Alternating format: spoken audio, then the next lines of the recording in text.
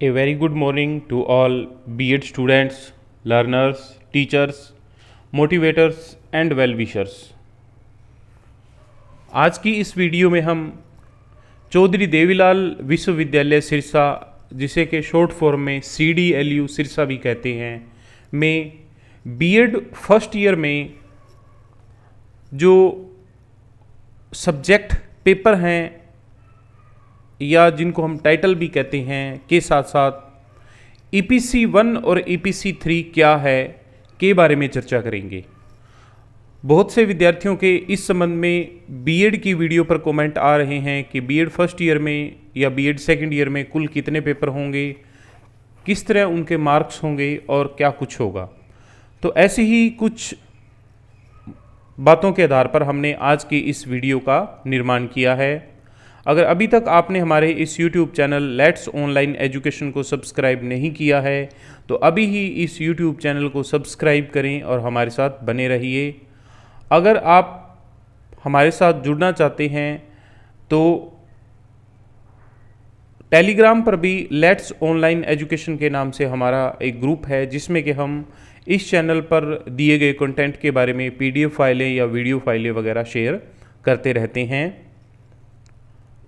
ठीक इसी तरह अगर आप B.Ed के संबंध में कुछ जानना चाहते हैं, कुछ पूछना चाहते हैं, तो ऐसी परिस्थिति में आप हमारे इस कॉन्टैक्ट नंबर 9355695753 पर भी कॉन्टैक्ट कर सकते हैं। आप चाहे किसी भी कॉलेज से हैं, आपका यह दायित्व बनता है कि आप सर्वप्रथम अपने कॉलेज में बात करें। उसके बाद में अगर आपको सिलेबस से संबंधित या पढ़ने से संबंधित कोई सुझाव लेना है तो आप हमसे संपर्क कर सकते हैं।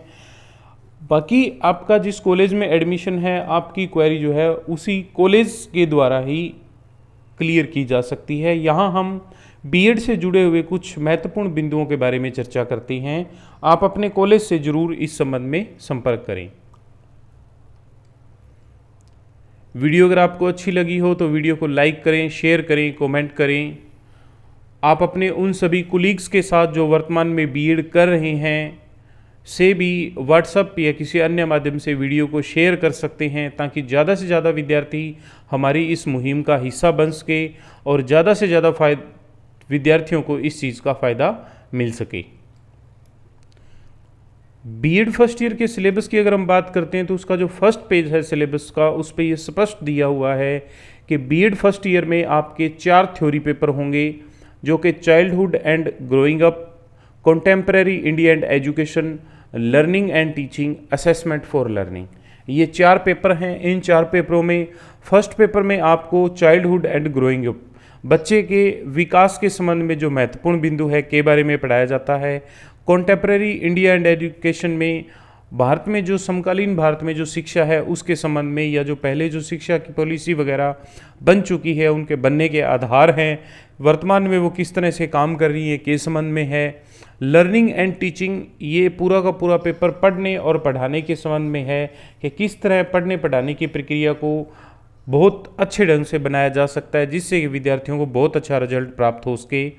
चौथा पेपर जो है वो असेसमेंट फॉर लर्निंग, लर्निंग की जो असेसमेंट है, एक तरह से उसका जो मूल्यांकन किया जाता है, उसकी जांच की जाती है के संबंध में है कि कौन कौन से मेथड से किस किस रूप में लर्निंग की, सीखने की प्रक्रिया की असेसमेंट की जा सकती है। तो अब ये जो 4 पेपर हैं ये आपके कंपलसरी पेपर हैं, चाहे आपके पास आर्ट हो, चाहे आपके पास कॉमर्स हो, साइंस हो या अन्य कुछ हो, जैसे आप B.Tech वगैरह करके भी अगर B.Ed कर रहे हैं तो ऐसी कंडीशन में आप सभी के ये 4 पेपर जो है वो कॉमन पेपर होंगे।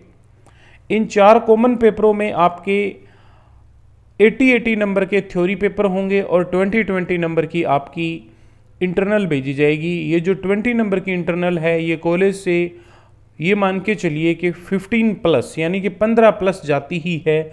अगर आपने असाइनमेंट वर्क वगैरह सबमिट किया हुआ है, आपकी अटेंडेंस अच्छी है और आपने काफ़ी एक्टिविटी में पार्टिसिपेट किया है, तो ऐसी कंडीशन में आपकी ये जो इंटरनल असेसमेंट है ये 18-19 तक भी जा सकती है। कुछ केसों में तो ये इंटरनल असेसमेंट जो है वो 2020 तक जाती है, जहाँ लगता है आपके जो हाउस एग्ज़ाम होते हैं, आपने उस हाउस एग्ज़ाम में बहुत अच्छे से लिखा है, कॉलेज को लगता है कि ये बच्चा बहुत अच्छे ढंग से लिखता है और ये कॉलेज को टॉप 10 की पोजीशन में ला सकता है। तो ऐसी कंडीशन में ये जो 2020 नंबर है ये आपके पूरे 2020 ही भेज दिए जाते हैं। वैसे औसतन बाकी जो बच्चे हैं जो बिल्कुल एवरेज हैं या नॉर्मल हैं उस बेस पे ये 15 प्लस जितने भी हो सकते हैं, 16, 17, 18, 19 या 20 भी। तो आपको यहाँ इन 4 पेपरों में 80 नंबर का क्वेश्चन पेपर होगा। क्वेश्चन पेपर के संबंध में हमारी एक वीडियो है जिसका लिंक आपको आई बटन में दिया हुआ है, वहाँ से आप इस चीज़ को क्वेश्चन पेपर के संबंध में देख सकते हैं। इन 4 कंपलसरी पेपर के बाद में आपके 2 टीचिंग सब्जेक्ट के पेपर होते हैं। यहाँ आपने जो graduation BA, BSc, BCom, BSc में भी मेडिकल, नॉन मेडिकल जो है उस बेस पे आपके ये 2 सब्जेक्ट आपको चुनने होते हैं। इस संबंध में भी हमारी एक वीडियो है, उस वीडियो को आप देख सकते हैं कि किस तरह आपको क्या टीचिंग सब्जेक्ट लेने चाहिए। चौधरी देवलाल यूनिवर्सिटी सिरसा में 4 ग्रुप बनाए हुए हैं और उन 4 ग्रुप में से प्रत्येक ग्रुप में से एक का चुनाव करते हुए कुल 2 पेपर आप ले सकते हैं और ये दोनों पेपर आपके पास ग्रेजुएशन में बीए, बीएससी, बीकॉम में होने चाहिए, तभी जा करके आप उस सब्जेक्ट के भविष्य में टीचर बन पाओगे। तो इन पेपरों का कॉम्बिनेशन या ये पेपर कौन कौन से हैं के बारे में हमारी एक वीडियो है जो कि आपको आई बटन में यहाँ मिल जाएगी। ये वीडियो हमारी टीचिंग सब्जेक्ट के नाम से है, शिक्षण विषय। तो यहाँ भी आपको ये जो 2 पेपर हैं इनमें 80-80 नंबर के पेपर होंगे और 20-20 नंबर की आपकी इंटरनल होंगी। इस इंटरनल में आपकी अटेंडेंस, आपने जो हाउस टेस्ट दिए हैं वो, आपकी परफॉर्मेंस और ओवरऑल आपका जो एक क्लासरूम बिहेवियर है या कॉलेज बिहेवियर है, उस बेस पे ये 4 क्राइटेरिया बना करके आपको जो नंबर है वो दिए जाते हैं। तो इसलिए आप अपने कॉलेज में बहुत अच्छा बिहेव करें ताकि आपको इन इंटरनल में बहुत ही अच्छे नंबर प्राप्त हो सकें। अब अगर थोड़ा और इस चीज़ में अगर हम गहराई से बात करें तो आपको यहाँ मोटे मोटे तौर पर ये जो आपके 6 पेपर हैं, इन 6 पेपर में आपको बहुत ही अच्छे ढंग से प्रिपरेशन तैयारी करनी चाहिए। इस संबंध में इम्पोर्टेंट क्वेश्चन के नाम से हमारी इन सभी 6 पेपर पर वीडियो बनाई हुई है, तो वो भी आपको जरूर देखनी चाहिए। वैसे तो आपको पूरी बीएड में ही मेहनत करनी है, लेकिन आपको इसमें अपना पूरा का पूरा जो ध्यान है वो इन 6 थ्योरी पेपर में लगा देना चाहिए, क्योंकि ये 480 नंबर है जो कि आप अपने टैलेंट के बेस पर लेकर के जाओगे। इन 480 नंबर में कॉलेज आपको किसी भी तरह से कोई सहायता नहीं कर सकता। हाँ, कॉलेज रेगुलर क्लास के रूप में आपको बहुत अच्छे से पढ़ा सकता है, लेकिन कॉलेज के पढ़ाने के अलावा अगर आप खुद पढ़ते हो, प्रश्नों को अच्छे ढंग से याद करते हो और अच्छे ढंग से पेपर अटैम्प्ट करके आते हो, तो ये 480 नंबर जो है इनमें आप बहुत अच्छा स्कोर जो है वो लेकर के जा सकते हो। उसके बाद अगर इंटरनल की हम यहाँ बात करें तो इन्हीं 6 पेपर में आपकी करीबन ये जो 6 पेपर हैं, इन 6 पेपर में आपके अगर इंटरनल देखे जाएं तो करीबन 120 नंबर इंटरनल के बनते हैं और इन 120 नंबर में से अगर हम आपके 16 नंबर भी मान करके चलते हैं, तो अगर 16 नंबर भी अगर हम मानते हैं तो इस 16 नंबर के बेस पे आपको 6 पेपर में 96 नंबर जो है वो आराम से कॉलेज की तरफ से दे दिए जाएंगे। अगर आप 96 न सही तो कम से कम 90 नंबर आप इसमें आराम से मान के चलिए कि आपको यहाँ आराम से 90 नंबर मिल सकते हैं। तो ये तो है आपका थ्योरी पेपर। थ्योरी पेपर 3 घंटे का होगा, फर्स्ट ईयर में 80 नंबर का होगा, 20 नंबर जो है वो आपके इंटरनल के रूप में जाएंगे। उसके बाद में बात आती है प्रैक्टिकल की। तो प्रैक्टिकल में EPC 1 और EPC 3 आपके ये 2 प्रैक्टिकल होंगे। EPC 1 जो है वो है रीडिंग रिफ्लेक्टिंग ऑन टेक्स्ट और EPC 3 है critical understanding of ICT। EPC first जो है रीडिंग रिफ्लेक्टिंग ऑन टेक्स्ट, इसमें से आपको एक टीचर के रूप में अच्छी राइटिंग के लिए मोटिवेशन के रूप में ये चीज़ें सारी करवाई जाती हैं कि किस तरह आप एक अच्छी राइटिंग कर सकते हैं। इसमें जो कुछ कौशल वगैरह हैं उनके विकास के संबंध में या इससे जुड़े हुए कुछ अन्य पहलू हैं के संबंध में चर्चा की जाती है। और यहाँ आपको करीबन लगभग 50 पेज की एक फ़ाइल लिखनी होती है और उस फाइल के आधार पे यूनिवर्सिटी की तरफ से एक एक्सटर्नल एग्जामिनर की टीम आती है और वो टीम आपका इस सब्जेक्ट का वाइवा लेती है। ठीक इसी तरह क्रिटिकल अंडरस्टैंडिंग ऑफ आईसीटी जो कि कंप्यूटर बेस एक फाइल है, ये इसलिए है ताकि एक टीचर को बेसिक कंप्यूटर की नॉलेज होनी चाहिए। तो अगर आपने 3 मंथ या 6 मंथ कंप्यूटर का बेसिक कोर्स किया हुआ है तो ये सब्जेक्ट आपके लिए बहुत ही इंटरेस्टिंग है और यहाँ आप जो वाइवा होगा उसमें भी अच्छा स्कोर आराम से प्राप्त कर पाओगे। तो अगर आपने कंप्यूटर कोर्स नहीं किया है तो आप कम से कम कुछ थोड़ी बहुत कंप्यूटर की नॉलेज जरूर कर लें, क्योंकि इसमें बेसिक कॉन्सेप्ट पूछ लिए जाते हैं और अगर वो नहीं आते हैं तो फिर कहीं ना कहीं उससे 2, 4, 5 नंबर का आपकी परसेंटेज पर इफेक्ट पड़ जाता है।